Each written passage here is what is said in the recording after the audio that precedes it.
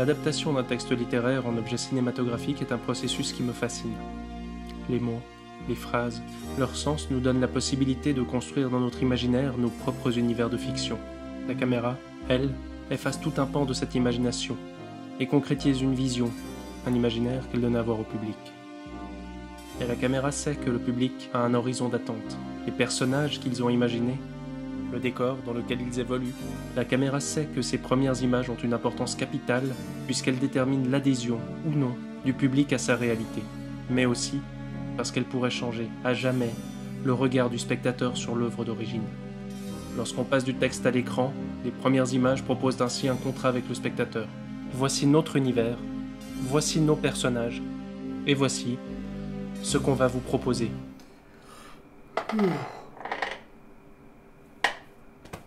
Joe, je finis le montage.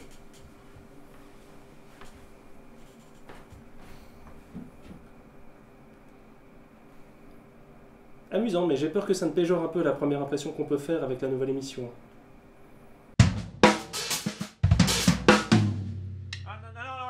Bonjour à tous et bienvenue dans le Cinespace, une émission où on va s'intéresser à la littérature dans le cinéma. C'est une émission qui va alterner avec le format marque-page traditionnel et on va tout de suite commencer parce que vous vous en doutez, il y a plein de choses à raconter, n'est-ce pas ? Ah, c'est à moi que tu parles ? Oui, c'est à toi que je parle. Alors oui, tout un tas de choses passionnantes à raconter, je confirme. Nous allons donc confronter le média film et le média livre afin de comprendre les enjeux autour de l'adaptation, les spécificités des différents médiums, ce qu'il faut faire, ce qu'il ne faut pas faire, ce qu'on peut faire avec modération et tout ça dans l'esprit exaltant qui nous caractérise, pas vrai ? En fait, il sera... Non, pas toi, ouf. Alors oui, on pète la forme. Et quoi de mieux pour célébrer la naissance d'un nouveau projet que de l'inscrire dans une démarche profondément conservatrice, consistant à souligner la grandeur de son héritage, je te le demande. Quoi de mieux ? Bah, une pizza ? Non, je demande de nouveau à Rouf. J'ai rien compris, mais je pense que c'est bien la pizza. Je veux dire par là débuter avec le même projet qui a lancé cette chaîne, La Métamorphose. Le livre ? Déjà fait. Le film ? Pas tout à fait. La chirurgie esthétique. Le téléfilm. C'était ici les pizzas ? La Métamorphose est un téléfilm de 50 minutes sorti en 1983 et réalisé par Jean-Daniel Verhaeghe, un réalisateur dont on a peu d'infos mais qui a néanmoins mis à l'écran un paquet de textes classiques dont Le Rouge et le Noir, Le Grand Maulne et Le Père Goriot. Le film est adapté de la nouvelle La Métamorphose de Kafka, sortie en 1915, et je suis sûr que tu brûles d'envie de nous en parler. Bah en fait, j'ai déjà fait un épisode entier dessus. Les graphismes sont un peu pas top, et ça a un côté à la fois drôle et gênant de revoir tout ça. Donc pour cette fois, je vais me contenter de mettre le lien de l'épisode en question dans la description, et vous regardez essayer de faire des trucs. C'est un peu comme si j'avais perdu une partie de moi-même.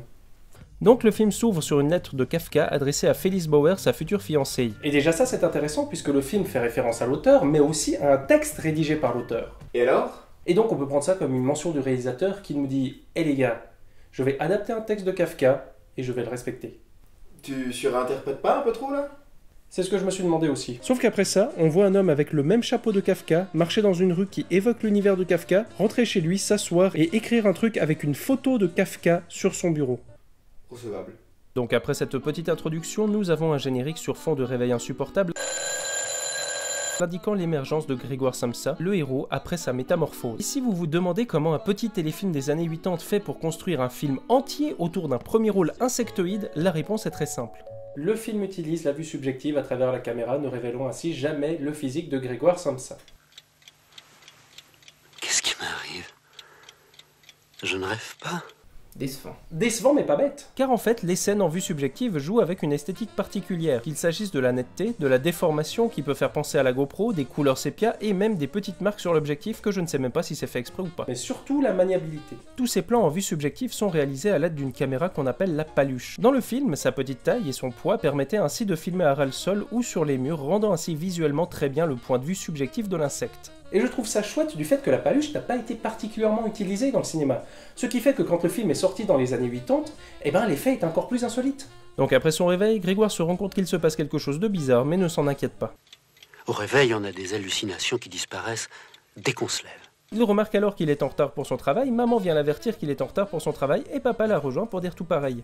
Pourquoi tu les appelles papa et maman ? Tu sais, Joe, ces personnages de fiction, c'est pas tes parents. Va falloir t'habituer et... Non mais ils s'appellent vraiment papa et maman en fait, regarde. Mais enfin maman, qu'est-ce qui se passe ? C'est bizarre ça. Ouais. Je dirais même kafkaïen. Non. Donc Grégoire, limité par sa nouvelle forme d'insecte, tente de rassurer ses parents. Ce qui ne marche pas du tout. Mais Grégoire s'en fiche et entreprend alors la pénible tâche de sortir du lit. Au même moment, le patron de Grégoire, joué par Pierre Étais, s'en vient voir les raisons du retard de ce dernier. Et vu que Pierre était un gars talentueux, je vous en touche un mot pour ceux qui ne le connaissent pas. Le bonhomme était acteur, réalisateur et clown français connu notamment pour ses films comiques. Et je ne parle pas de comédie, mais de films comiques. Le film comique se distingue de la comédie sur de nombreux points, notamment le fait que l'intrigue se mette régulièrement sur pause pour laisser place à des gags flirtant avec le burlesque orchestrés par un personnage récurrent. Parmi les grands noms, on pense à Chaplin, Keaton, Laurel et Hardy, et en France, il n'est pas rare de considérer que Pierre Étais a pris le relais du cinéma comique après l'échec de Playtime de Jacques Tati. Ce qui reste selon moi une des plus grandes tragédies du cinéma français. Et vu qu'on n'aura sans doute plus jamais l'occasion de vous parler de Pierre Étais, je vais laisser Rouf, qui a obtenu son diplôme grâce à son travail sur le cinéma comique, vous faire part d'une anecdote tout à fait intéressante sur sa filmographie. J'ai pas bossé sur Étais, moi. J'ai bossé sur Chaplin, sur Harold Lloyd, sur Tarkovsky, sur Staline. On vous concocte une anecdote. Dans les années 90, Pierre Étais cède les droits de ses films à la société Capac qui doit se charger de poursuivre leur exploitation. Sauf qu'ils le font pas bien. En plus de ça, les films doivent être restaurés. Il en parle à son avocate qui lui dit avoir un frère qui bosse chez Gavroche Productions et qu'il peut s'occuper de ça. En 2004, Étais donne une nouvelle fois ses droits et là, non seulement les films ne sont pas restaurés, mais en plus, ils disparaissent complètement de la circulation. Commence une guerre juridique et surtout une pétition pour remettre ces films en circulation signée par Jean-Luc Godard, Woody Allen, David Lynch, Terry Gilliam, Bernard-Henri Lévy. Et moi. Non. En effet, BHL n'a pas signé. En avril 2010, Pierre récupère finalement les droits sur ces films et ces derniers peuvent enfin être rediffusés dans une version restaurée. Ça, c'est la version que l'on peut trouver à peu près sur tout l'internet lorsqu'on tape Pierre Étais, film, problème juridique, Solus. Mais la vérité, c'est que Pierre Étais avait un caractère difficile. Et c'était en grande partie à cause de sa volonté que ses films ne sortaient pas ni en VHS ni en DVD. Car pour lui, le cinéma, c'était des grandes salles avec des grands écrans. Et donc, on a eu droit à un conflit juridique très compliqué, avec au centre un Pierre Étais qui voulait détenir les droits absolus sur ses films pour les sortir uniquement en salle et dans des conditions qu'il souhaitait. Et je trouve personnellement ça assez drôle, puisque ça veut dire que tous les réalisateurs qui ont signé pour la libération des films de Pierre Étais, eh ben ils l'ont fait contre Pierre Étais. Cette parenthèse t'a emmené beaucoup trop loin. C'est vrai, mais ça me laisse l'occasion de vous recommander la filmo de Pierre Étais et de Jacques Tati. C'était sur quoi l'épisode déjà? Donc Pierre Étais arrive et tout ce petit monde demande à Grégoire de lui ouvrir. Vas-tu nous ouvrir à la fin? Non. Qu'est-ce qu'il a dit? Il a dit non. Il a dit non. Non. Et donc il ouvre la porte, papa, maman et le gérant entrent dans la chambre et se mettent à chercher Grégoire. Dans cette scène, on comprend que la famille est pauvre et dépend entièrement de notre héros qui est un garçon qui travaille beaucoup et qui est très consciencieux. Soudain, tout ce petit monde découvre Grégoire transformé et c'est alors la peur panique. Grégoire. Mon fils. Allô? Joe, je me suis changé en téléphone. Je vois l'intérieur de ton oreille.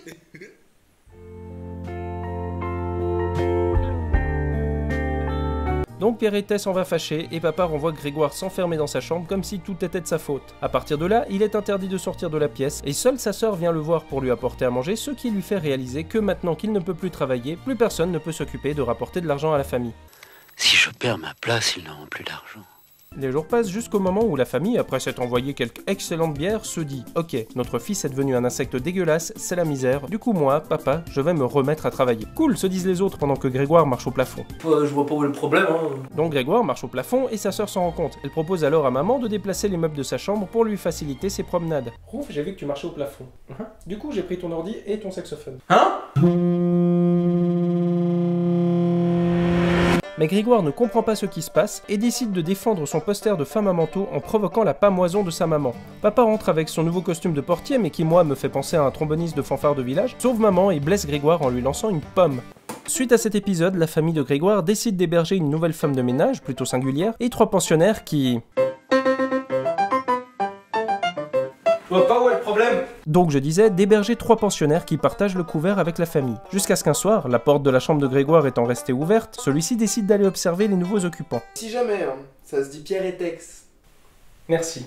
De rien, je te fous la pex. Papa propose aux pensionnaires que sa fille joue un petit air de violon. Ok, disent-ils. Grégoire est alors attiré par la musique et va grimper sur sa sœur jusqu'à atteindre l'instrument, ce qui, je le rappelle, n'est possible que lorsqu'on est un insecte. Les pensionnaires remarquent alors Grégoire et s'en vont, ce qui provoque la colère de la sœur de Grégoire, brisant ainsi définitivement le dernier lien entre le jeune homme insecte et sa famille. Est-ce moi qui ai changé ou vous?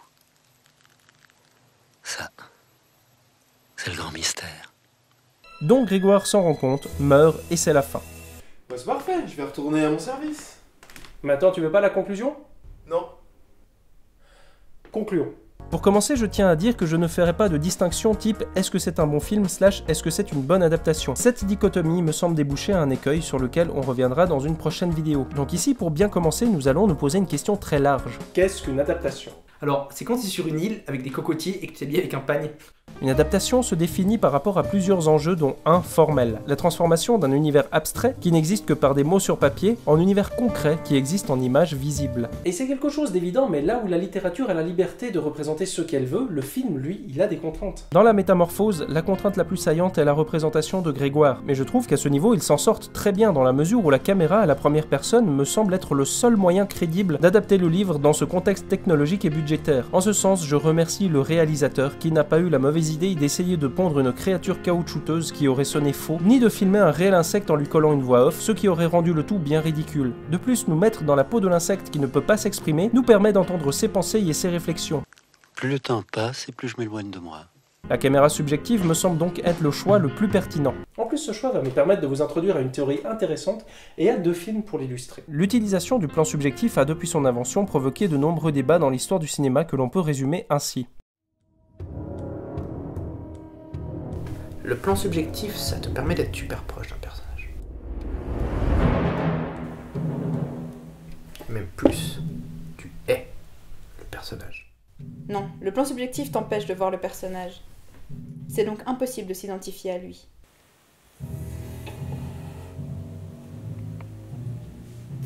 Uno.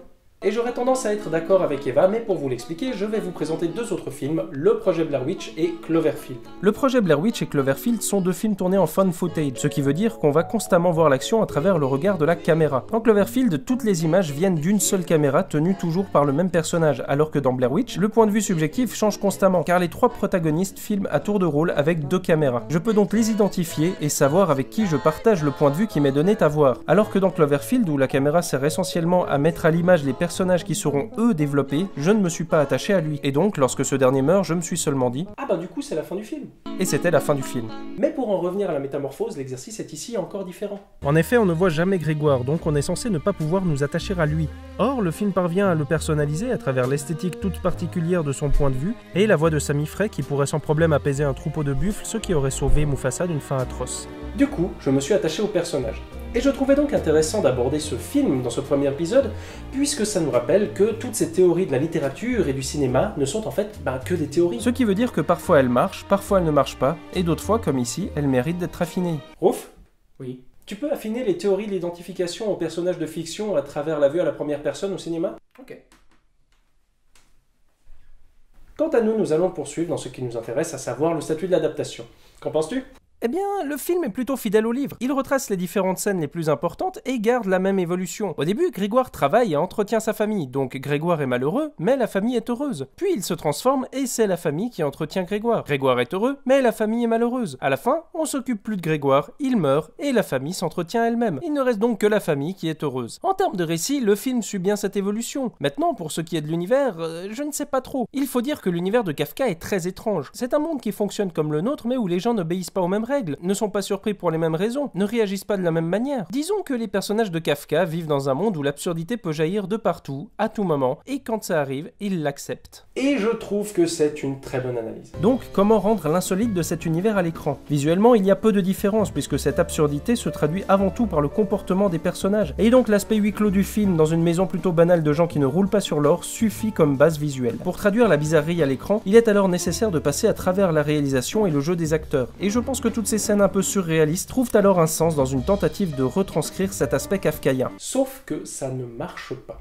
En fait, ces tentatives s'inscrivent dans un contexte où tout me paraît encore bien trop normal. Donc, dès que quelque chose d'anormal arrive, eh bien plutôt que servir et appuyer un univers absurde, ça péjore un univers un peu trop réaliste. C'est pourquoi je pense que le film aurait gagné à s'engager dans une voie un peu plus expérimentale, en travaillant par exemple sur son ambiance, car il faut le dire, quand on n'est pas en caméra subjective, la réalisation est plutôt commune. Et comme c'est à ces moments que l'absurde des personnages surgit, ça ne correspond pas à ce que la réalisation m'a donné à voir. On sera donc d'accord pour dire qu'adapter l'univers de Kafka au cinéma sans partir dans un trip expérimental, C'est pas facile. Pas facile, mais le film reste néanmoins très proche du projet de Kafka. Dans le premier épisode, j'avais évoqué la possibilité de voir la métamorphose comme une sorte d'autobiographie. Or, ce qu'on ne vous a pas dit, c'est qu'au début du film, le personnage ressemblant à Kafka est en fait Grégoire. Les deux identités en font qu'une, et tout ce qui suit peut être interprété comme étant une aventure vécue par Kafka lui-même. Avec ça, le film nous signale à la fois sa fidélité au texte, comme on l'a dit précédemment, mais aussi sa fidélité à l'auteur lui-même et à son histoire. Ce qui le rend donc éminemment proche du projet littéraire de Kafka. Tellement proche qu'au final, on peut se demander si le film vaut la peine d'être regardé en dehors de l'intérêt qu'on porte à sa simple dimension adaptative. Mais je me dis quand même que si le livre n'avait pas existé, le film serait un véritable ovni dans le paysage cinématographique. Mais au lieu de ça, j'ai l'impression qu'il reste bien trop prisonnier de son matériau de base. Et ce qui est paradoxal, c'est que ça n'a pas l'air de le gêner puisqu'il fonctionne avant tout comme un hommage au livre. Donc plutôt que de vous recommander le film, de toute façon il est introuvable, je ne peux que vous recommander une nouvelle fois le livre. Excellente idée! Voilà, merci à tous, c'était Joe pour le Cinespace, on se retrouve bientôt. Alors, t'en as pensé quoi? Sympa, mais je t'avoue que ça me fait un peu bizarre de me voir adapté en format vidéo. Comment ça? Mais c'est toi l'adaptation. Ah non, pas du tout, ton format est arrivé après. Et d'autant plus que c'est toujours moi qui ai fait tout le travail sur cette chaîne, c'est moi qui fais les présentations. C'est bon, j'ai amélioré la théorie du cinéma en y incluant le point de vue des insectes métamorphosés en caméra. Attends. Ah non!